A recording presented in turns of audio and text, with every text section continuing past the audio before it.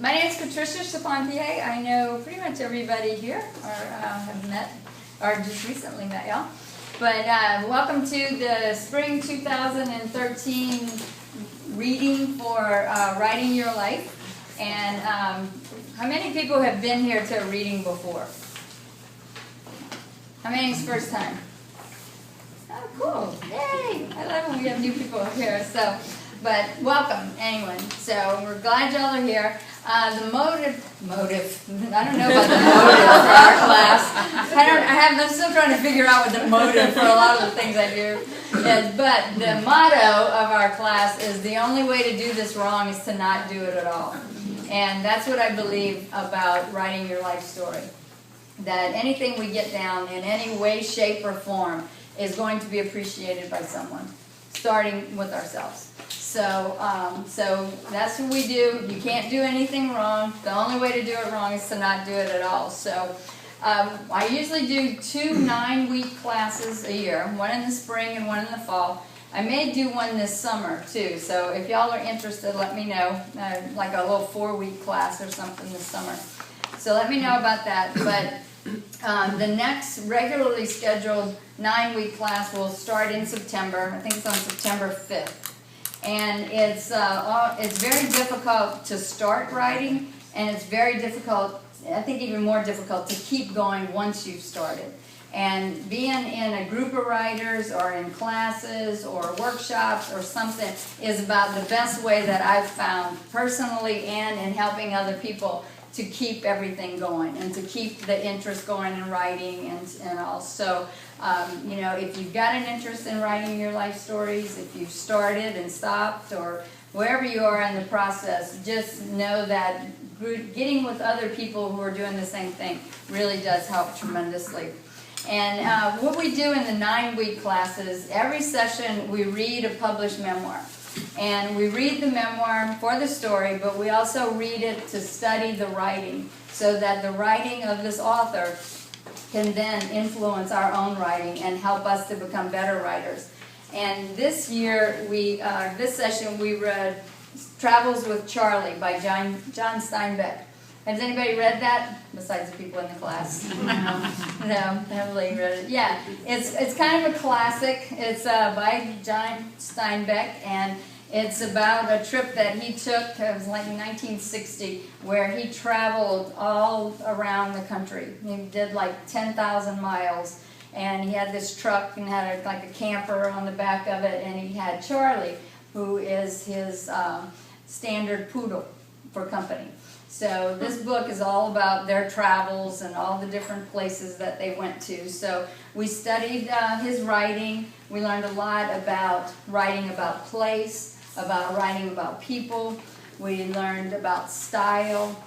We learned a lot of different things from studying Steinbeck's writing. So that's the premise of our class. That's how we approach it, is that we learn from people who have done it and done it very successfully, and try to incorporate that into our writing. So I do have a book I'm going to give away to someone of our guests, so don't let me forget to give it away, because I'm famous for doing that.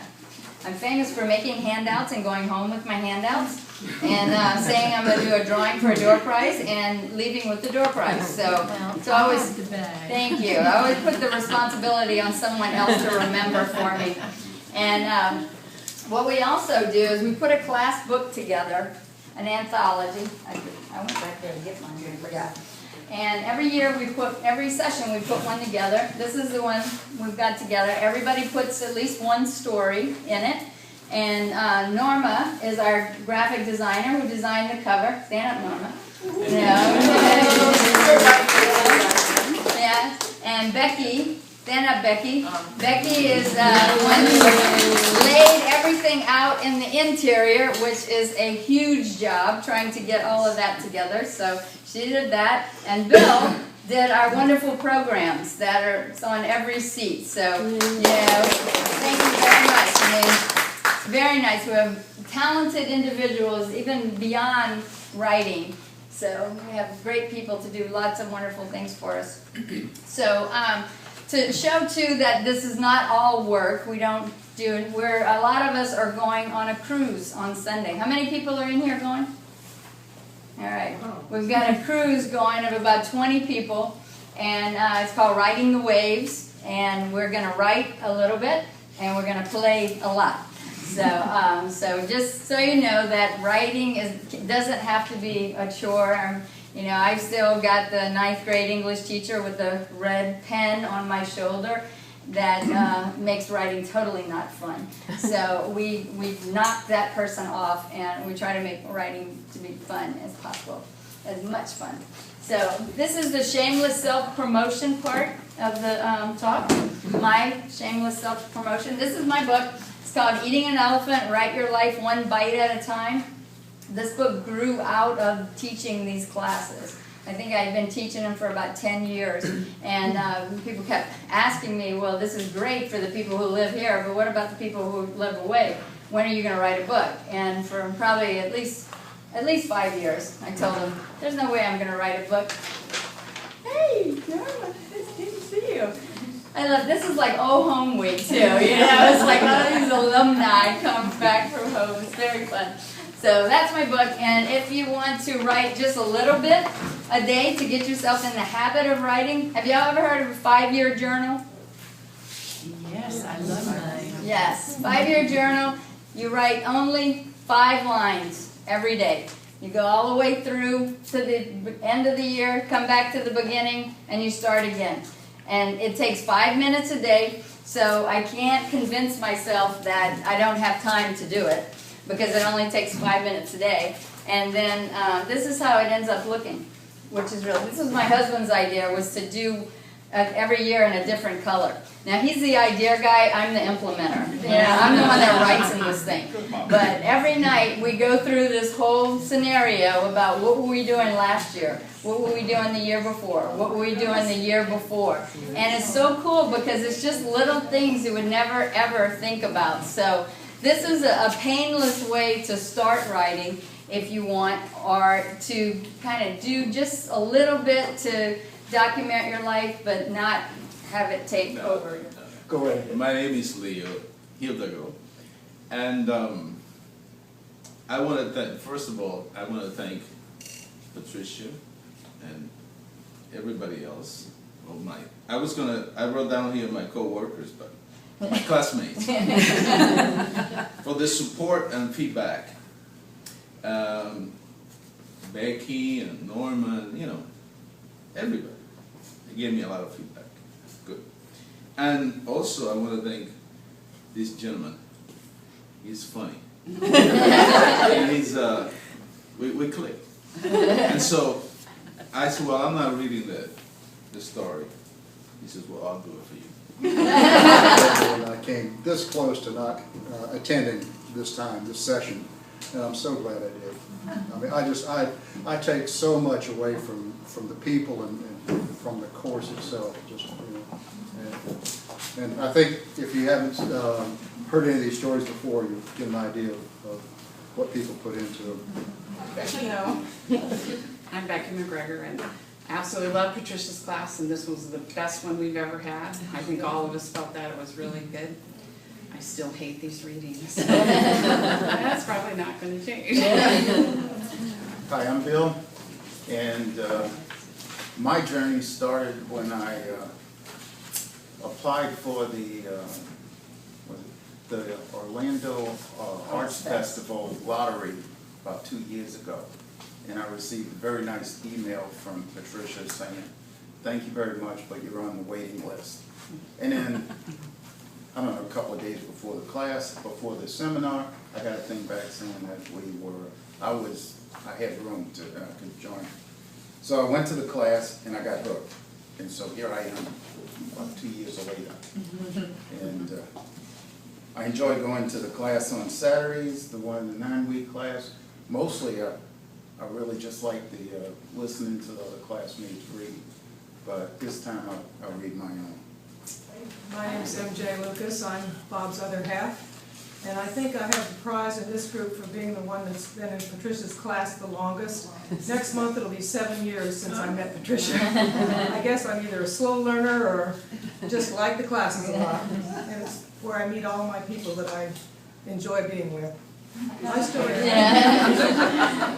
She's is Eric, and I nearly missed the class as well. Patricia encouraged me to come, and as it turned out to be about journeys, I found myself right in the middle of where I needed to be. Good afternoon, everyone, and welcome. My name is Norma Beasley. I'm a graphic designer by profession, and I also work with kids in the Orange County school system who have learning disabilities.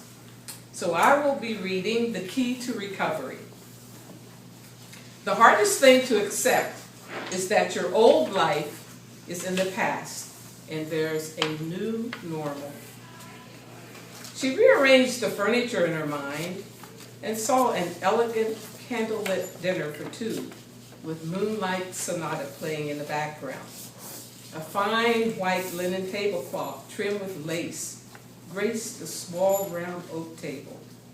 Chilled vintage Dom Perignon, French onion soup or oyster chowder, organic salad greens, sweet dinner rolls, fresh steamed Maine lobster with roast potatoes, buttered corn and coleslaw, apple pie with ice cream, or a lemon-filled yellow cake for dessert. Godiva chocolates to be washed down with sherry. After dinner completed the menu. Son and I had just moved into the first house we'd ever owned, and I was not expecting company. I wondered who it could be. A tiny lady with blue framed glasses and white hair stood on the step. I opened the door and said hello and smiled. "I hope I'm not bothering you," she said. "My name's Margaret. Welcome to the neighborhood.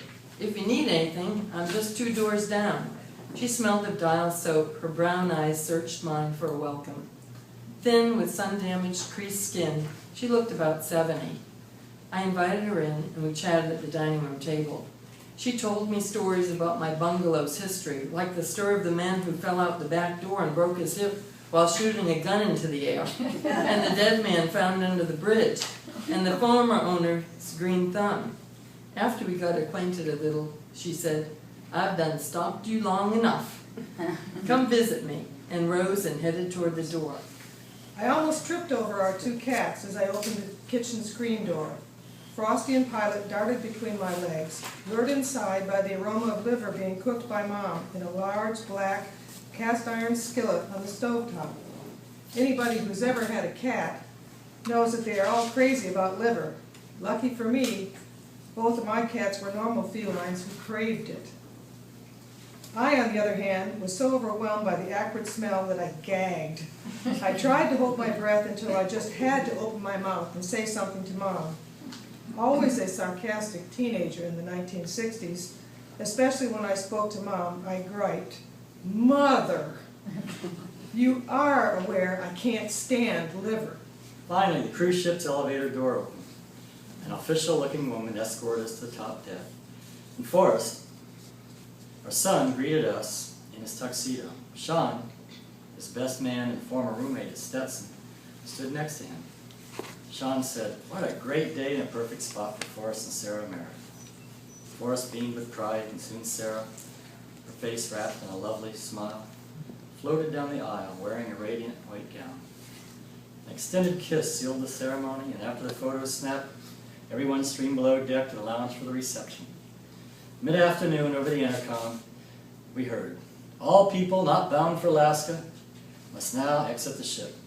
On the mid-deck of the ship, DeVos, the Fox, hastily spruced up after days of storm, Captain Jacob Hughes, the crew, and the 53 remaining passengers gathered to bid farewell to David Ackerman of Oost, Dutch Republic. His wife, Elizabeth, and 6 children stood close to the shrouded body, listening to the captain intone the service from the Dutch Reformed Bible. Finally finished, Captain Hughes signaled the crew. They lifted the board and allowed David's body to slide into the cold blue Atlantic. When everyone was seated, Father John stood in front of Aunt Nana, took her hands in his and said, "Anne, the miracle is not that you have lived 100 years, but you are healthy, active, and of sound mind, and have so many family members and friends who love you and have come to share this occasion with you." I wished I were seated closer so I could have seen her face. I was sure there were tears in her eyes. 15,000 of John F. Kennedy's closest friends were also there at the old Madison Square Garden in New York City, patriotically decorated in red, white, and blue. Dr. Vera Rubin, a staunch supporter of the Democratic Party and director of the Research Institute for the Study of Man, was in charge of our training program in the city. She arranged for our group of Peace Corps trainees to sit high above everyone else in the upper reaches of the gardens. From where we sat, we had the best view of her backside. When the ear-deafening applause subsided, she sang softly and slowly in her sultry voice, carefully enunciating each syllable. Happy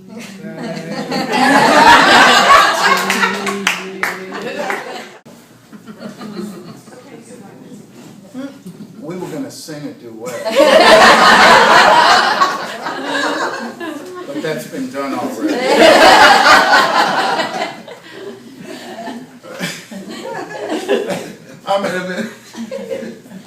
I'm Bill, and I will be reading for Leo, I think, unless that changed in the last few minutes. No. On the first day of class, I met a student named Greg. From the moment I met him, I wanted to call him Gringo Greg. I don't know why. He had blue eyes, a light skin, was tall and friendly. Our conversation went something like this. What is your name? But before I could answer, he asked, what kind of work do you do? I said to him, my name is Raheems Garcia. I was supposed to roll the R. What? Raheems Garcia, I said. Then I said to him, Greg, you can call me Rudy. It's easier for you Americans. I've given a lot of thought to this issue, and since I like to be the resolver, I'm okay. John Steinbeck didn't know my dad, and Dad wasn't much of a fiction reader, so there's no likely connection between them. Each planned their own American odyssey.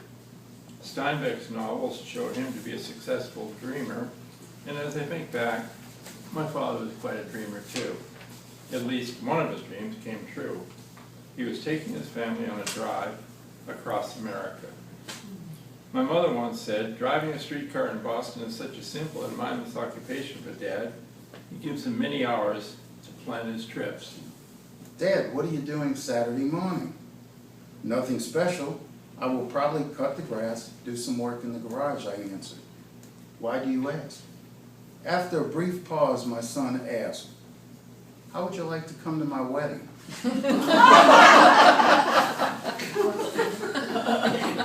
I knew Rob and his girlfriend Julie were getting serious, but I didn't know they were thinking about marriage. I took a deep breath and asked, is she pregnant? No, we are in love, he answered. But I clutched my stuffed dog Penny, and it awakened a need for me to see and experience everything. Every 2 years, my dad's job moved us to a new place. It took my family a week to drive to our new home because we stopped at all the historical markers and every tourist spot along the way. I collected postcards and matchbooks and stickers and bars of soap and napkins. My journal was full of mementos, but no words. A move to California prompted a tour of our national parks. Arches, Carlsbad Caverns, Death Valley, Grand Canyon, Mesa Verde, Petrified Forest, and Zion. It took a few more years, but to date I have visited all but 4 of the 59 national parks. I talked to locals along the way. Accents have always fascinated me. Who owned all the land and its worker bees. In whispers, I shared that it made our mother cry to see how little some people had. We guessed she cried her own tears for the meager and difficult life she and their parents had lived during the Depression. I told of city squares with brick streets and sidewalks, bells that tolled the hour, and Western auto stores in nearly every town.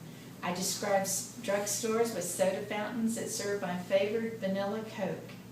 My brother taught me makes and models of cars, and we logged license tags from all the states we could find. We too were experienced in every car game known at that time, and perhaps we even invented one or two of them when I think about it. For a decade, two-lane traveling was a grand teacher. The frustration caused us to head for Fort William in the Highlands, which took us through the valley called Glen Cove by the Scots. We stood at the overlook in the light rain. I watched Bobby pull her jacket tight, the hood over her head. She didn't bother to wipe the tears. The beauty of Glen Cove overwhelms the senses and the soul. I am neither Campbell nor MacDonald. I am Scott, and the presence of my ancestors in my homeland filled my heart that day.